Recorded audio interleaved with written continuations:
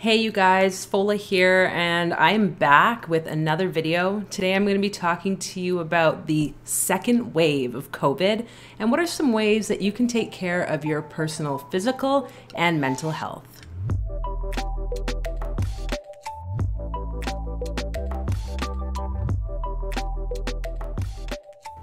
So I appreciate your patience while I've been away for the last month and a bit, having some transitions in my personal life, but I'm really excited to be back and to kind of take this channel to another place, a new direction. So I'm sure many of you watch the news. I don't actually watch the news too much, I'll be honest, but I hear things from people in my life.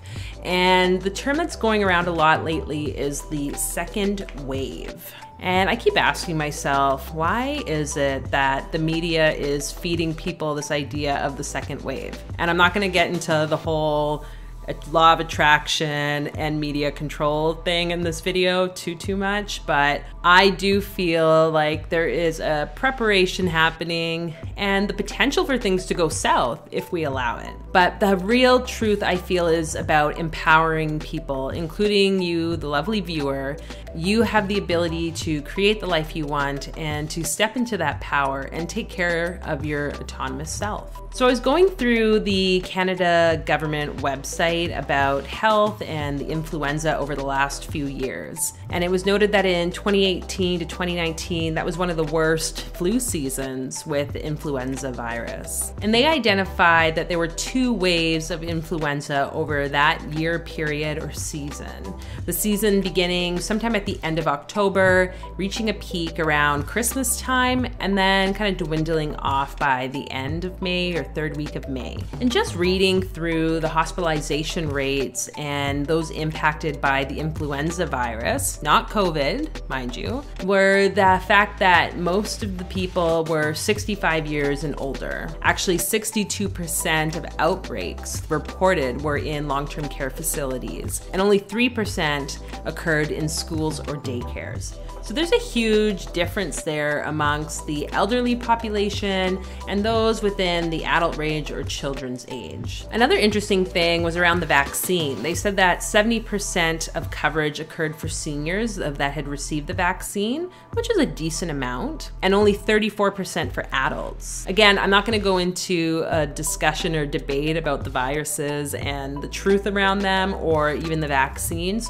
but I think it's important that we look at the numbers because it's really, sometimes the media can portray things in a different light than we would like to believe. And it even goes on to extend past the media now. It seems like there are many agencies like the WHO, CDC that are coming out, even hospitals saying that they've kind of misled some of the figures. And this isn't to say that COVID-19 does not exist. I mean, we know that over the years this has existed in a variety of forms, in long-term care facilities. We just have never tested for it.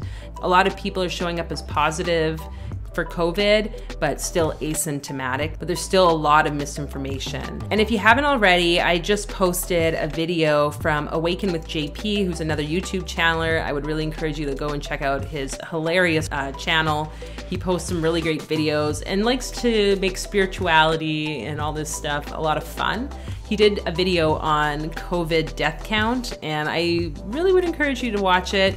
You can check out more of his stuff on his channel as well. And in the video, which I think I can link here, you'll see a bit more about how you can reach out to him. But the main thing I liked about his video was the fact that it shifted you from this place of fear to empowerment, and knowing that just because you see numbers of deaths and all these things occurring, it's really not that much, considering how many, like hundreds of thousands of people have been recovering from COVID. I always have to remind myself about that.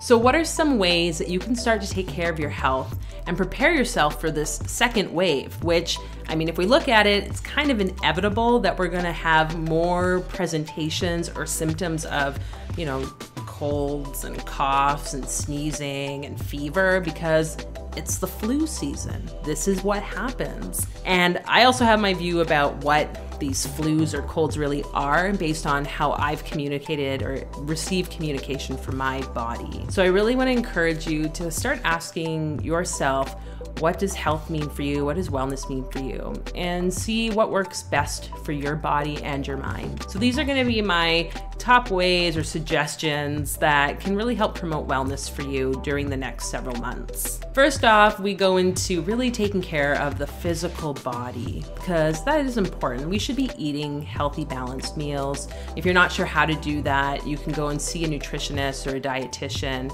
or just Google healthy meals and try to get your family involved. You know, it's really important, I think, that we as parents include our children in the decisions for meals and try to look at eating, you know, the healthy amount of carbs and proteins, whether it's a meat or a non-animal product, and also the vegetables, because we don't really eat a whole lot of, say, leafy vegetables every day. And also balancing the proteins, the carbs, and the fats. Again, I'm not a nutritionist, so I'm just going through the things that I've learned over the years and what's helped me to maintain enough energy in my physical body. And I do believe we get the energy from the foods we eat. And so the more raw or fruit, vegetable-based foods we can eat, the better. Another thing that you can do to maintain your physical wellness is to get enough sleep and drink enough water. These things are super important, but we don't talk enough about them. And I think in our society now, we're so driven to say like, oh, I didn't get enough sleep. I was up all night working hard on this project. And yet we stay up and we watch Netflix till like 1 in the morning or whatever people do. And sleep is like so vital to our wellness. And I'm not saying get like 8 hours of sleep every night, because that might not work for everyone. You need to find what works best for you. What is the nice window of time where you feel energized and you feel rested enough? And I know with the anxieties and the fears that are going on right now, that can be even more of a challenge to get good sleep. And so maybe it's worth speaking to someone to manage better sleep. And that might be getting on medications or other natural products that can help promote a good sleep. But one thing I always tell clients is to try and limit your technology or screen time at least 2 hours before bed, because there's a lot of the blue light coming from TV and the screens that we look at.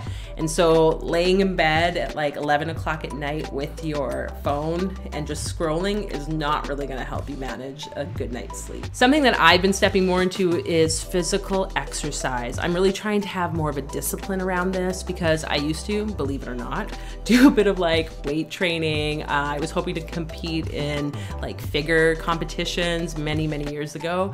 So exercise I know can be so beneficial, but in healthy doses. I'm not saying go start workout like 2 times a day for 6 days a week kind of thing.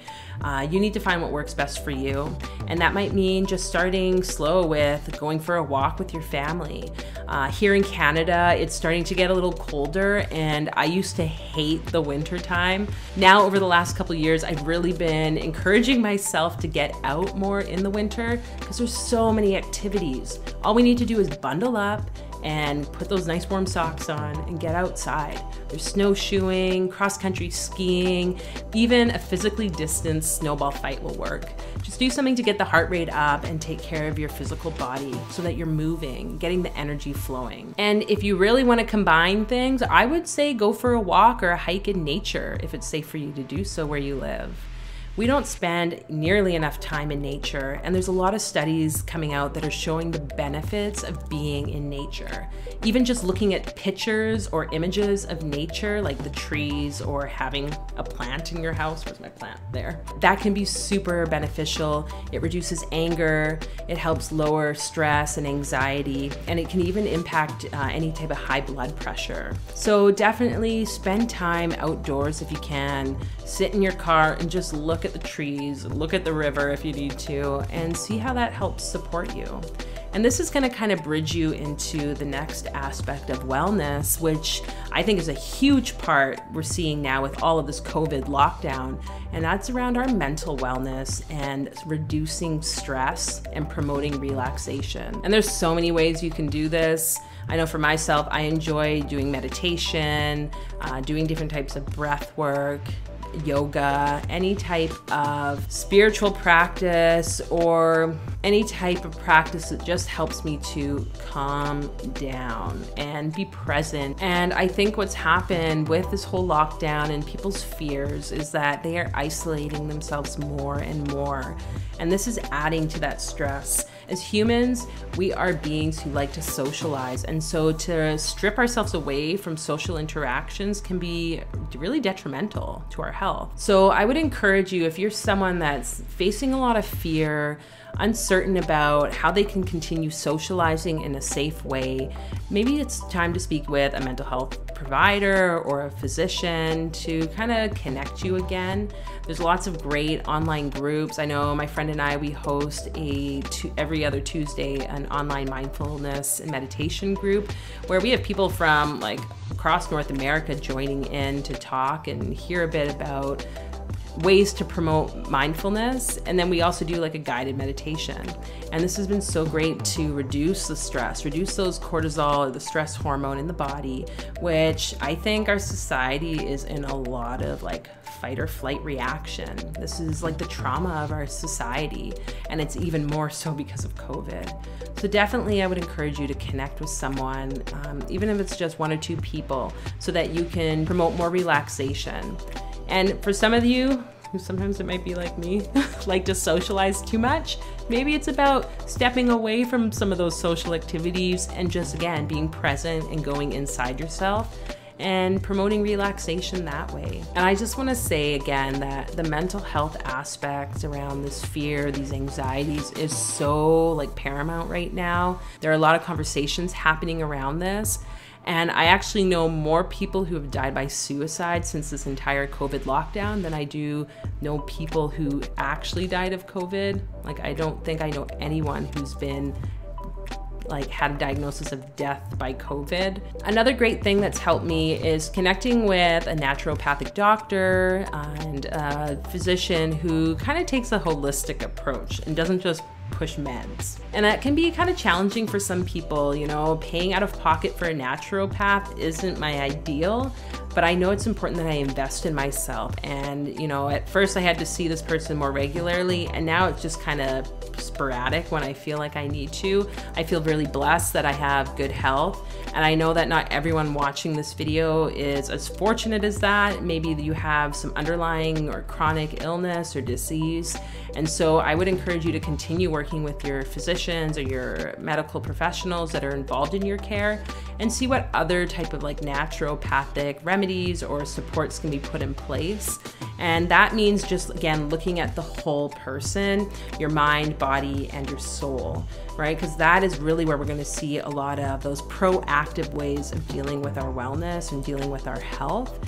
And I think this is part of this whole COVID-19 lockdown and situation we find ourselves in, is that we have to start looking at things from a different perspective. And it's going to look different and unique for each individual, right? And so what works for me might not work for you. Just take what you will and find what works. And that leads me into just a nice reminder for you that you are so much more powerful than you've been told a lot of times, especially what we see from the media with all the fear mongering that's going on. I just want you to know that your body is a genius. Your body knows, and it knows how to communicate with you. It knows what you need. It's just that we do not always listen to our body. And I think that's what we're trying to learn more of now. And sometimes we get sick, we get ill. There's nothing wrong with that. There's nothing wrong with you. There's not like you're cursed forever. It's just, this is part of the human experience, the human condition, if you will. And so how can we start to embrace what our body is trying to communicate to us when we are going through any form of dis-ease or sickness? And know that your body has systems in place. Of course, unless you have like a lot of autoimmune issues, things like that, that you might need a lot more support with. But most people, their body is able to rebound from a sickness that's happening. And I think that, again, that's why it's important we remember the amount of people who are recovering. And the people that I have known who've been diagnosed with COVID, they have had underlying issues already. and they have bounced back from it, it might just take them a little longer because of, you know, the respiratory issues they already had and things like that. But it is possible, and you're not cursed again. Like, listen to your body, listen to when it tells you it wants to rest. We can always be like, just go, go, go. And our body then just kicks into like overdrive of like, slow down. Here's a nice little cold for you so that you can finally get that time to just rest in bed for like 5 days. And something I've learned to do is when I start to feel like, I think I'm getting a little like tickle in my throat or a sniffle, or I just feel like more drained, I know it's time for me to start backing off like from my calendar or meeting with people and get more rest.